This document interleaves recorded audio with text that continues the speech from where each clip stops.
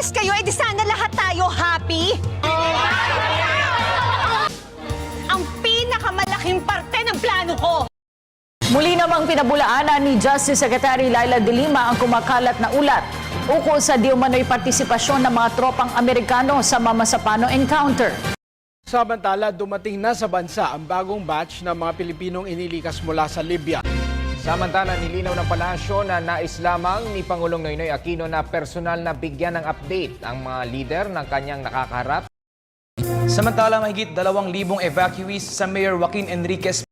The People's Television Network has given the green light to its first training program for...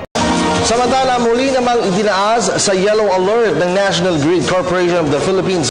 Samantala, inihayag ng mga makakaasa ang mga mamumuhunan sa Pilipinas.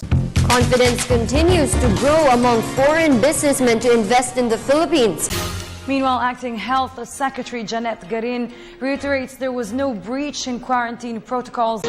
Samantala, ipinakita naman sa isinagawang earthquake drill sa EDSA Guadalupe sa Makati ang mga real-life situation sa oras na maapektuhan.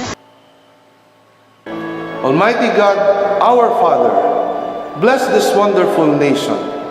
Protect us from physical and spiritual war, from fear and confusion, from separation and division. Be present to our leaders. Give them wisdom and courage, affection and compassion, as they ponder decisions affecting peace of its people. Make us more deeply aware of our beginnings, remembering not only our rights, but also our duties and responsibilities as a citizen. Make this nation, the pearl of the Orient Seas, to be a great place again. May all its people know clearly your will, that they may fulfill the call for us in the salvation of this land and the restoring of all things.